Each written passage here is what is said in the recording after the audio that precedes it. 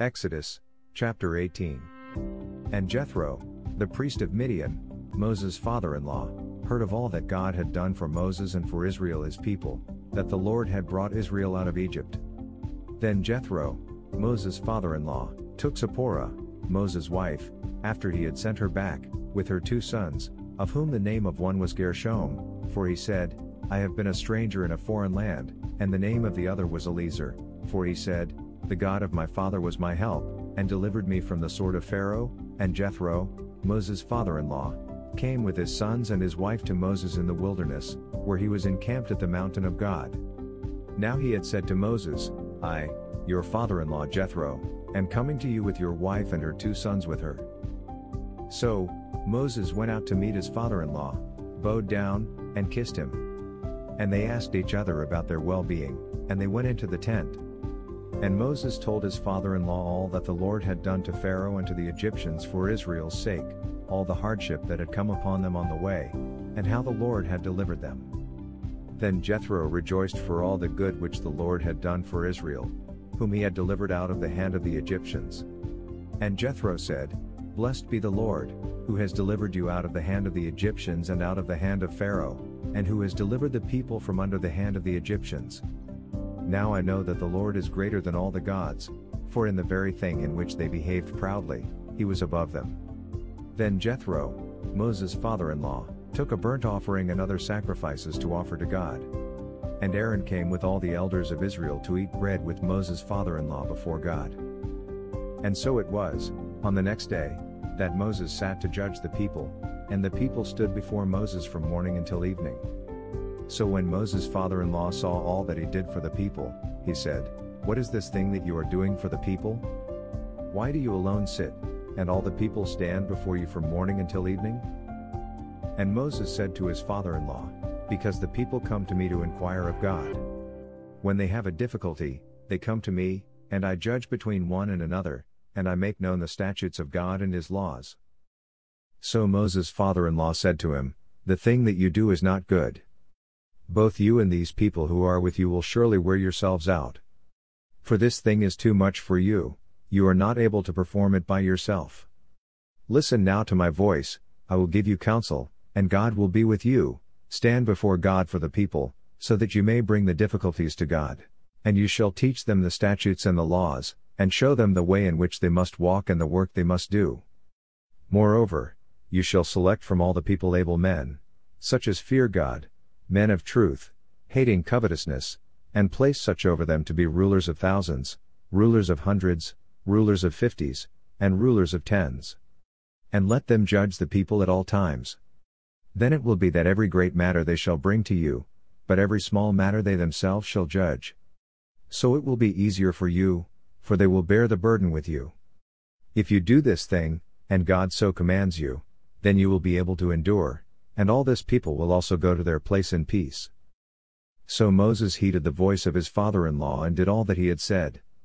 And Moses chose able men out of all Israel, and made them heads over the people, rulers of thousands, rulers of hundreds, rulers of 50s, and rulers of 10s. So they judged the people at all times, the hard cases they brought to Moses, but they judged every small case themselves. Then Moses let his father-in-law depart, and he went his way to his own land. Exodus, chapter 19. In the 3rd month after the children of Israel had gone out of the land of Egypt, on the same day, they came to the wilderness of Sinai. For they had departed from Rephidim, had come to the wilderness of Sinai, and camped in the wilderness. So, Israel camped there before the mountain. And Moses went up to God, and the Lord called to him from the mountain, saying, Thus you shall say to the house of Jacob, and tell the children of Israel, You have seen what I did to the Egyptians, and how I bore you on eagle's wings and brought you to myself. Now therefore, if you will indeed obey my voice and keep my covenant, then you shall be a special treasure to me above all people, for all the earth is mine. And you shall be to me a kingdom of priests and a holy nation. These are the words which you shall speak to the children of Israel. So, Moses came and called for the elders of the people, and laid before them all these words which the Lord commanded him. Then all the people answered together and said, All that the Lord has spoken we will do. So Moses brought back the words of the people to the Lord. And the Lord said to Moses, Behold, I come to you in the thick cloud, that the people may hear when I speak with you, and believe you forever. So, Moses told the words of the people to the Lord.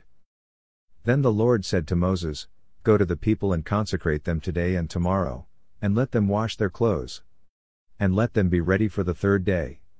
For on the third day the Lord will come down upon Mount Sinai in the sight of all the people. You shall set bounds for the people all around, saying, Take heed to yourselves that you do not go up to the mountain or touch its base. Whoever touches the mountain shall surely be put to death. Not a hand shall touch him, but he shall surely be stoned or shot with an arrow, whether man or beast, he shall not live. When the trumpet sounds long, they shall come near the mountain. So Moses went down from the mountain to the people and sanctified the people, and they washed their clothes.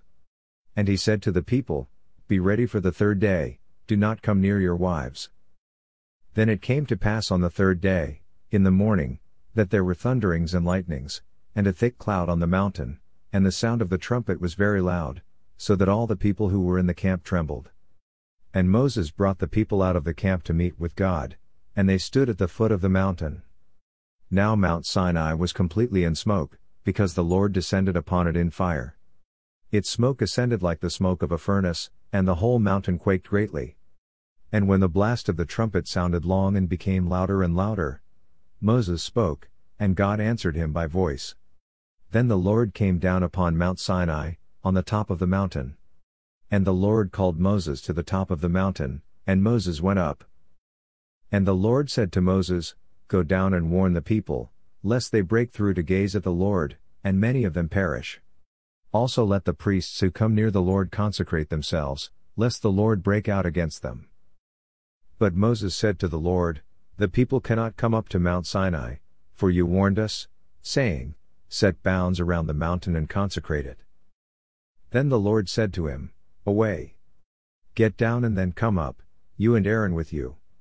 But do not let the priests and the people break through to come up to the Lord, lest he break out against them.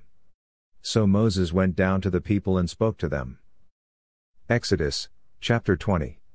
And God spoke all these words, saying, I am the Lord your God, who brought you out of the land of Egypt, out of the house of bondage. You shall have no other gods before me. You shall not make for yourself a carved image, any likeness of anything that is in heaven above, or that is in the earth beneath, or that is in the water under the earth. You shall not bow down to them nor serve them. For I, the Lord your God, am a jealous God, visiting the iniquity of the fathers upon the children to the third and fourth generations of those who hate me, but showing mercy to thousands, to those who love me and keep my commandments. You shall not take the name of the Lord your God in vain, for the Lord will not hold him guiltless who takes his name in vain. Remember the Sabbath day, to keep it holy. 6 days you shall labor and do all your work, but the seventh day is the Sabbath of the Lord your God. In it you shall do no work, you, nor your son, nor your daughter, nor your male servant, nor your female servant, nor your cattle, nor your stranger who is within your gates. For in 6 days the Lord made the heavens and the earth, the sea, and all that is in them, and rested the seventh day. Therefore the Lord blessed the Sabbath day and hallowed it. Honor your father and your mother, that your days may be long upon the land which the Lord your God is giving you. You shall not murder. You shall not commit adultery. You shall not steal. You shall not bear false witness against your neighbor. You shall not covet your neighbor's house. You shall not covet your neighbor's wife, nor his male servant, nor his female servant, nor his ox, nor his donkey, nor anything that is your neighbor's. Now all the people witnessed the thunderings, the lightning flashes, the sound of the trumpet, and the mountain smoking, and when the people saw it, they trembled and stood afar off. Then they said to Moses, You speak with us, and we will hear, but let not God speak with us, lest we die. And Moses said to the people, Do not fear, for God has come to test you, and that his fear may be before you, so that you may not sin. So the people stood afar off, but Moses drew near the thick darkness where God was. Then the Lord said to Moses, Thus you shall say to the children of Israel, You have seen that I have talked with you from heaven. You shall not make anything to be with me, gods of silver or gods of gold you shall not make for yourselves. An altar of earth you shall make for me, And you shall sacrifice on it your burnt offerings and your peace offerings, your sheep and your oxen. In every place where I record my name I will come to you, and I will bless you. And if you make me an altar of stone, you shall not build it of hewn stone, for if you use your tool on it, you have profaned it. Nor shall you go up by steps to my altar, that your nakedness may not be exposed on it. Exodus, chapter 21. Now these are the judgments which you shall set before them. If you buy a Hebrew servant, he shall serve 6 years, and in the 7th he shall go out free and pay nothing. If he comes in by himself, he shall go out by himself. If he comes in married, then his wife shall go out with him. If his master has given him a wife, and she has borne him sons or daughters, the wife and her children shall be her master's, and he shall go out by himself. But if the servant plainly says, I love my master, my wife, and my children, I will not go out free, then his master shall bring him to the judges. He shall also bring him to the door, or to the doorpost, and his master shall pierce his ear with an awl, and he shall serve him forever. And if a man sells his daughter to be a female slave, she shall not go out as the male slaves do. If she does not please her master, who has betrothed her to himself, then he shall let her be redeemed. He shall have no right to sell her to a foreign people, since he has dealt deceitfully with her. And if he has betrothed her to his son, he shall deal with her according to the custom of daughters. If he takes another wife, he shall not diminish her food, her clothing, and her marriage rights. And if he does not do these 3 for her, then she shall go out free, without paying money. He who strikes a man so that he dies shall surely be put to death. However, if he did not lie in wait, but God delivered him into his hand, then I will appoint for you a place where he may flee. But if a man acts with premeditation against his neighbor, to kill him by treachery, you shall take him from my altar, that he may die. And he who strikes his father, or his mother shall surely be put to death. He who kidnaps a man and sells him, or if he is found in his hand, shall surely be put to death. And he who curses his father, or his mother shall surely be put to death. If men contend with each other, and one strikes the other with a stone or with his fist, and he does not die but is confined to his bed, if he rises again and walks about outside with his staff, then he who struck him shall be acquitted. He shall only pay for the loss of his time, and shall provide for him to be thoroughly healed. And if a man beats his male or female servant with a rod, so that he dies under his hand, he shall surely be punished. Notwithstanding, if he remains alive a day or 2, he shall not be punished, for he is his property. If men fight, and hurt a woman with child, so that she gives birth prematurely, yet no harm follows, he shall surely be punished accordingly as the woman's husband imposes on him, and he shall pay as the judges determine. But if any harm follows, then you shall give life for life, eye for eye, tooth for tooth, hand for hand, foot for foot, burn for burn, wound for wound, stripe for stripe. If a man strikes the eye of his male or female servant, and destroys it, he shall let him go free for the sake of his eye. And if he knocks out the tooth of his male or female servant, he shall let him go free for the sake of his tooth. If an ox gores a man or a woman to death, then the ox shall surely be stoned, and its flesh shall not be eaten, but the owner of the ox shall be acquitted. But if the ox tended to thrust with its horn in times past, and it has been made known to his owner, and he has not kept it confined, so that it has killed a man or a woman, the ox shall be stoned and its owner also shall be put to death. If there is imposed on him a sum of money, then he shall pay to redeem his life, whatever is imposed on him. Whether it has gored a son or gored a daughter, according to this judgment it shall be done to him. If the ox gores a male or female servant, he shall give to their master 30 shekels of silver, and the ox shall be stoned. And if a man opens a pit, or if a man digs a pit and does not cover it, and an ox or a donkey falls in it, the owner of the pit shall make it good, he shall give money to their owner, but the dead animal shall be his. If one man's ox hurts another's, so that it dies, then they shall sell the live ox and divide the money from it, and the dead ox they shall also divide.